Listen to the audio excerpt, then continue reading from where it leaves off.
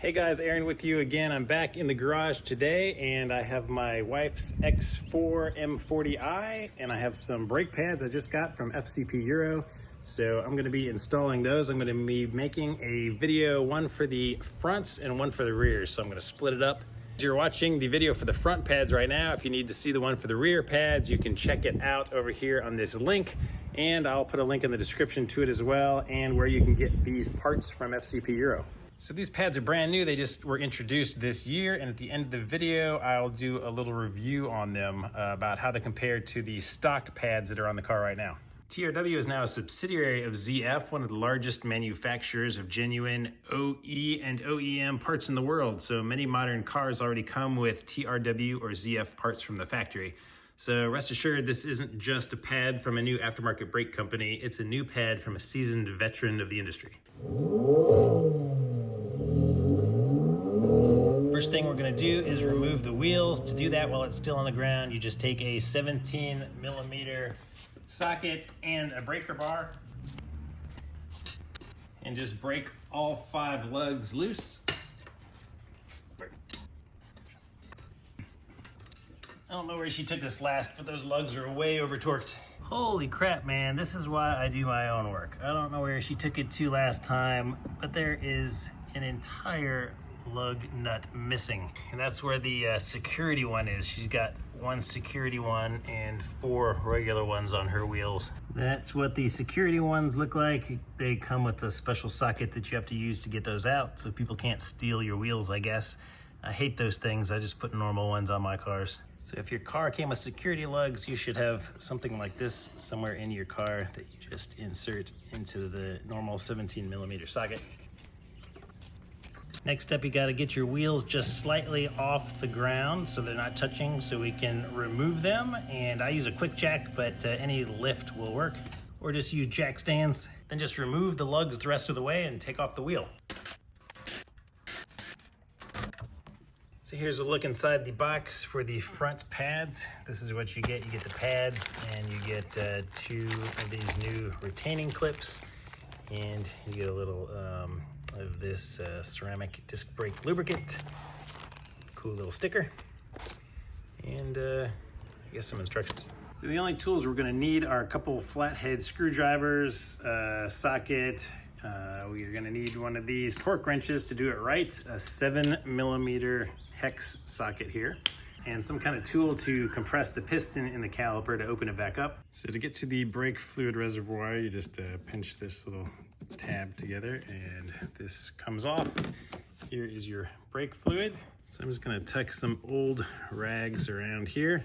So now this way, if this overflows, it'll get caught by the rags instead of running down into your engine bay. So for the fronts, I'm gonna show you on the left side of the car, or the driver's side in the US, because this side has the wear sensor on it. The front left and right rear on BMWs typically are where you find the wear sensors.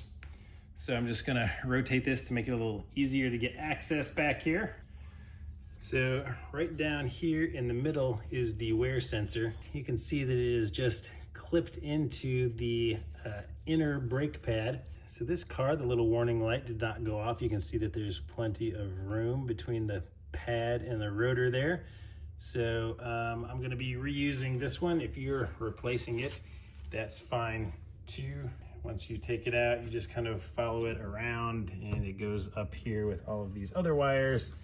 Tucks back here. You can undo this little 10mm plastic bolt, and back there there's a little plastic box that they go into, and you just simply unsnap it out of that box and disconnect it. But I'm going to start on this little retaining clip here. I find this is usually the hardest part of a brake job for me on BMWs, because typically they're pretty easy. So what I'm going to do is put a big flathead screwdriver in here and then push it towards the front of the car.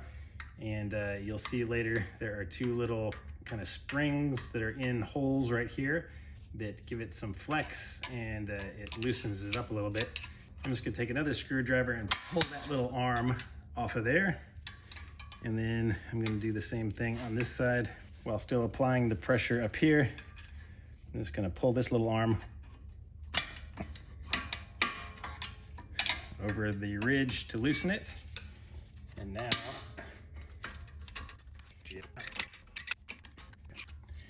work it out. The kit does come with new ones of these things that we're gonna replace it with anyway. So.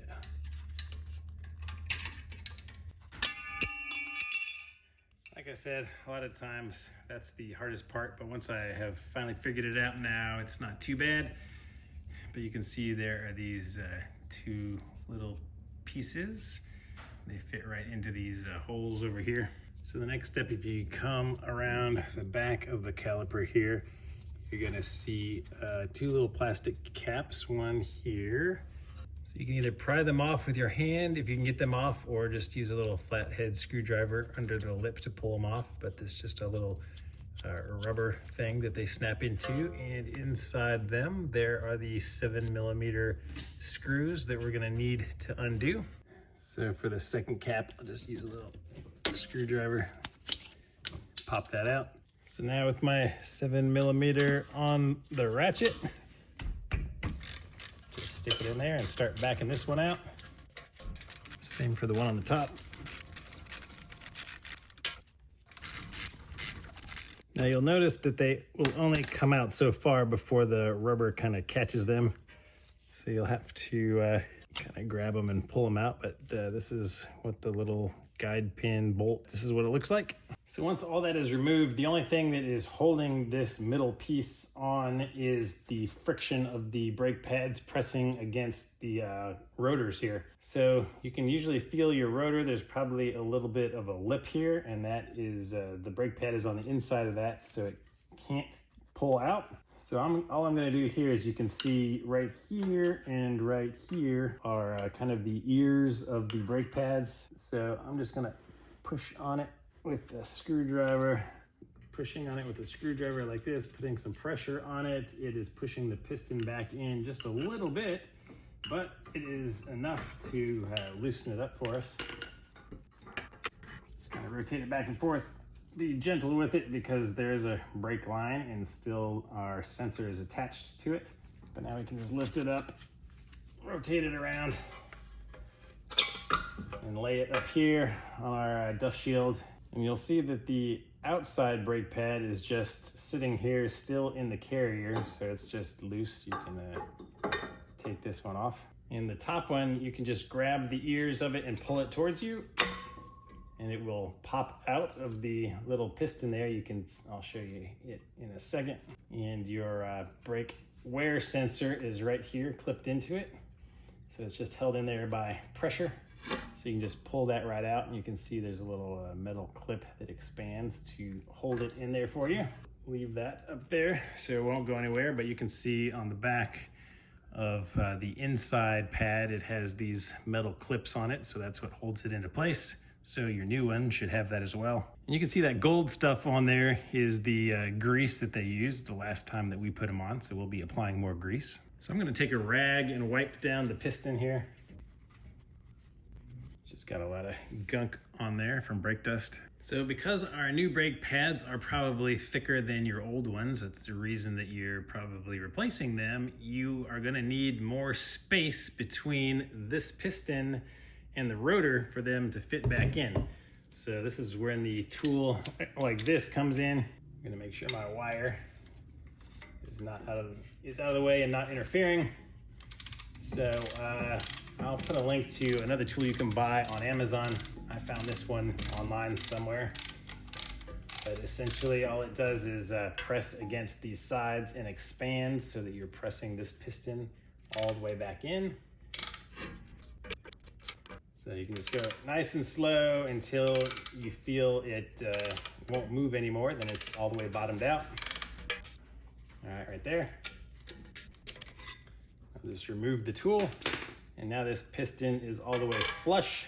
So like I said, our pack comes with this lube, and what we're gonna do with this is apply it to any metal surface of your brake pads that touch a metal surface up here on your caliper.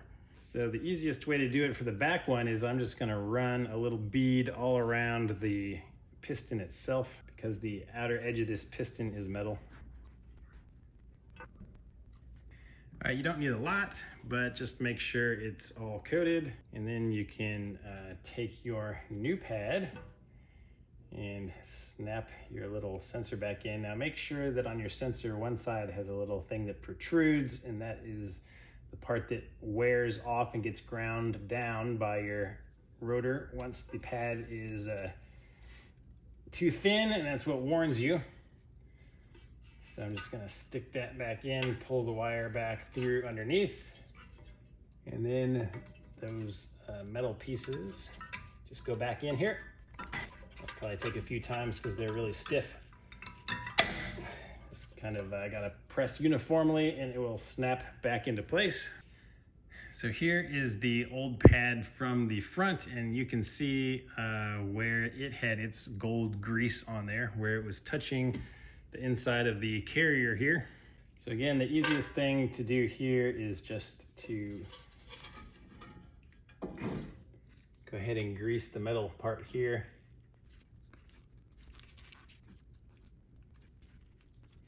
Just use the packet to smear it around.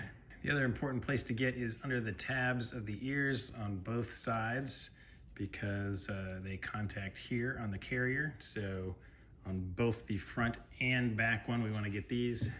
All right, there we go. Now don't touch that and get it on the pad. Of course, you don't want anything on the pad or the rotor itself, or else it will not create the friction you want to stop you.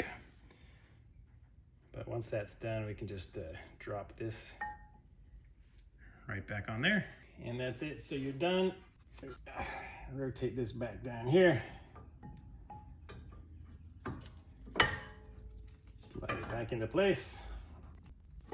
And the ears should fit nicely in the bottom and the top. And then just take your guide bolts back here again. Just get them started by hand.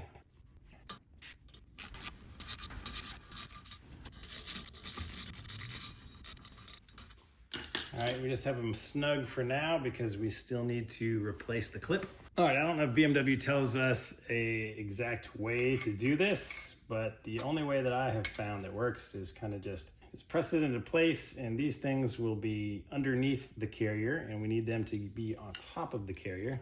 So if I put my large screwdriver in here again, applying pressure, and take another biggish screwdriver and kind of get it in the corner, I can usually apply enough upward and outward pressure to pull it over the side. There we go. So I made that one look pretty easy. It's not easy. It took me a lot of trial and error to do this, but the key is applying pressure with a big screwdriver here and getting it in the corner, figuring out the right angle to pull on it.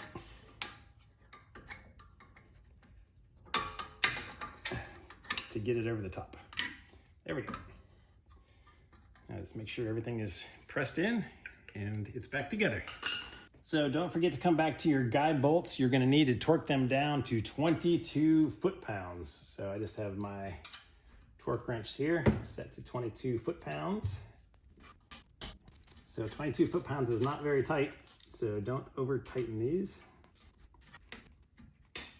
If you're skipping the torque wrench, that's all it is. And make sure you put the little caps back on. And you can straighten it back out. Make sure you don't touch the surface of your rotor here, or else you're going to probably get grease and stuff on it. So now we can come up to the top and see what happened with our brake fluid. And you can see that it did overflow just a tiny bit, so it's good that we have these rags here to catch it all. So once we press the brake pedal, it will push a lot of that fluid back out into here, expand the piston back out so that the pads are touching the rotors. And at that point, we'll need to come back up here and check this again to make sure it has not fallen below the minimum. And if it has, we'll need to add more fluid. So now I'm gonna get in the car. I'm just gonna press the brake pedal a few times, and it falls almost to the floor the first couple times and gets firm pretty fast. So all that fluid has been pushed back inside. And as you can see, this is back down to really close to where it started. So Still full, nothing to worry about. Don't need to add any more. And we can just put the cap back on and get rid of the towels. So at this point, of course, you can put your wheel back on, you can get your lugs started, lower the car, torque them down. I usually do 98 foot-pounds.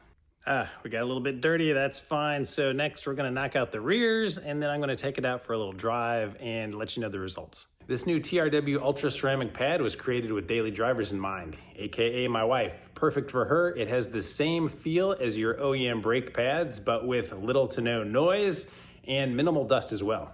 So you're probably pretty familiar with the stock pads. They work well, but they are super, super dusty. So I'm gonna wipe these down and we'll see how the TRW Ultras do in comparison for brake dust. So here's the clean version. I just wiped them down real quick. I didn't even wash the car, so we'll see how it does.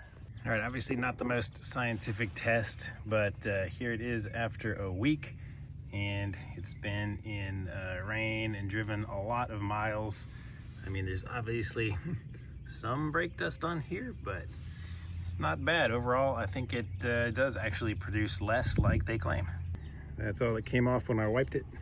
Thanks for watching, guys. Hope you found it helpful. If you did, please give the video a thumbs up, subscribe to the channel, and there will be a lot more BMW content coming. If you have ever been interested in possibly owning a Porsche, in a couple weeks, I'm gonna be introducing a buyer's guide for the 986 Porsche Boxster. So guys, keep an eye out for that. Hopefully you will enjoy it, and we'll see you next time.